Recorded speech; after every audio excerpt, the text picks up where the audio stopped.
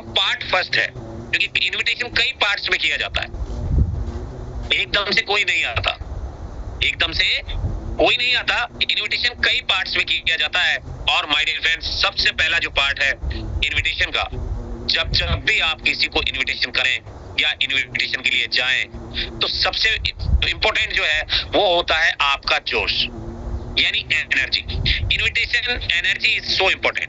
अगर आप किसी को इनविटेशन करने जा रहे हैं और आप में जोश नहीं है और आप बेमन से अगर किसी को इनविटेशन कर रहे हैं, या यूं कह सकते हैं, मेरे पास शब्द मुझे याद नहीं आ रहा है, मतलब रूखे मन से अगर किसी को इनविटेशन कर सकते हैं और एनर्जी नहीं है आपकी बातों में, तो वो व्यक्ति कभी भी आपके इनविटेशन से बुलाने से नहीं आएगा।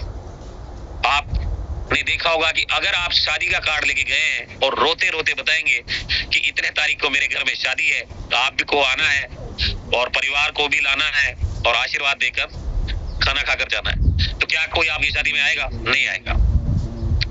माय डियर फ्रेंड्स, इनविटेशन के लिए सबसे इंपॉर्टेंट जो है वो है एनर्जी। आपके अंदर जोश होना चाहिए, और जब भी आप किसी से हाथ मिलाएं या आप किसी को इनविटेशन करें, तो आपकी एनर्जी का लेवल जो है वो हाई होना चाहिए।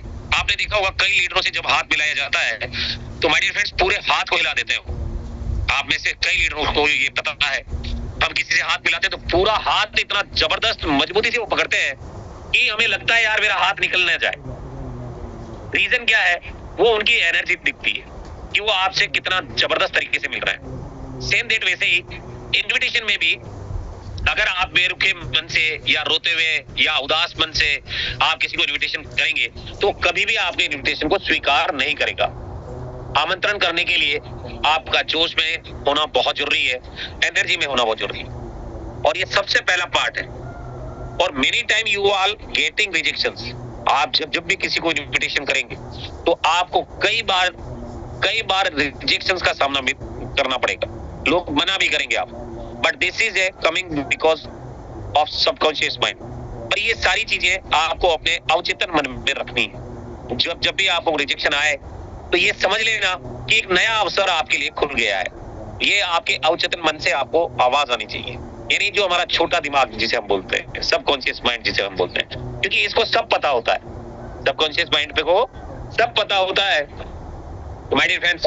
और जैसे ही कोई रिजेक्ट करे तो आपको एक नए प्रोस्पेक्ट की तरफ बढ़ जाना चाहिए। तो आपको जब भी इनविटेशन करें, क्योंकि डायरेक्ट सेलिंग बिजनेस में रिजेक्शन आना स्वाभाविक है, और जो लोग रिजेक्शन से डर जाते हैं, जो लोग रिजेक्शन से उदास हो जाते हैं, जो लोग रिजेक्शन से बिजनेस छोड़कर चले जाते हैं, वो लोग कभी भी जिंदगी में कामयाब नहीं हो सकते, कामयाब नहीं हो सकते। और my dear friends, rejection part of life है डायरेक्ट सेलिंग बिजनेस का। आप 100 लोगों को प्लान दिखाने जाओगे, 100 लोगों को इनविटेशन करने जाओगे, आपको 80% लोग जो है वहां रिजेक्ट करेंगे, आपको मना करेंगे आने के लिए, पर 100% 20% लोग आपके साथ आएंगे। ये लॉ ऑफ एवरेज है डायरेक्ट सेलिंग बिजनेस का। 80 लोग हो सकता है शुरुआत में मना कर दें। आप जाएं इनविटेशन करने के लिए, 80 लोगों को आपने इनवाइट किया, 80 के 80 लोगों ने आपको रिजेक्ट कर दिया, मना कर दिया, पर मैं दावे से कह सकता हूं कि 81 वाला जो आदमी है, 81वां व्यक्ति, वो आपके साथ आएगा, क्योंकि इतने रिजेक्शन झेलने के बाद आप में वो क्वालिटी निखर जाएगी जिसको आप बताओगे वो आपके साथ हो जाएगा। और कहीं ना कहीं हमारे सबकॉन्शियस माइंड में ये सारी चीजें स्टोर होती है। जैसे जैसे आपको रिजेक्शन मिलते जाते हैं, आपका सबकॉन्शियस माइंड उतना तेजी से काम करता है। माय डियर फ्रेंड्स, सबसे इंपॉर्टेंट आप में एनर्जी होना चाहिए और रिजेक्शंस को हैंडल करने की पावर होनी चाहिए। Many you all are trying to invite the new guest the maximum time you are guest understand. मतलब आपको, अगर आप इनविटेशन करने जा रहे हैं तो कई बार आप कोशिश करें कि नए गेस्ट को ज्यादा से ज्यादा समझने का, ज्यादा से ज्यादा आप उसको समझें।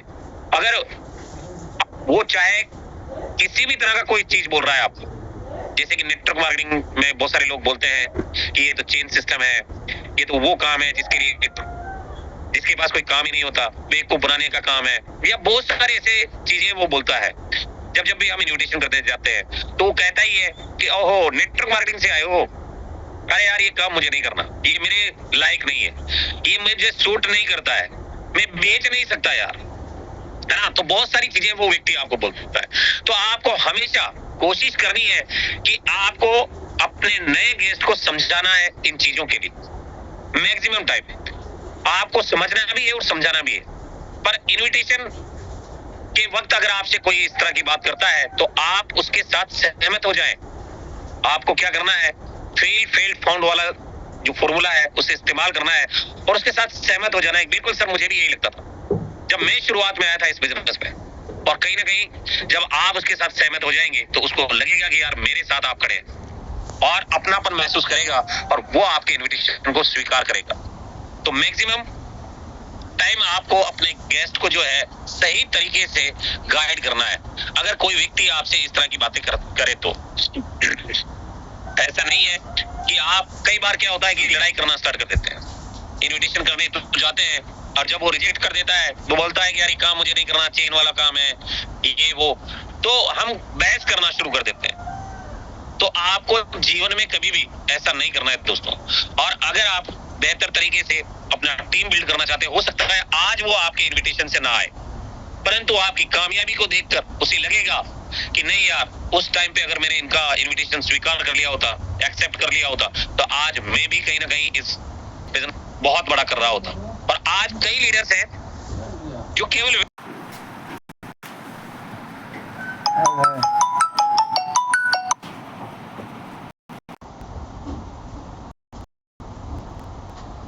विक्रमगंज से है,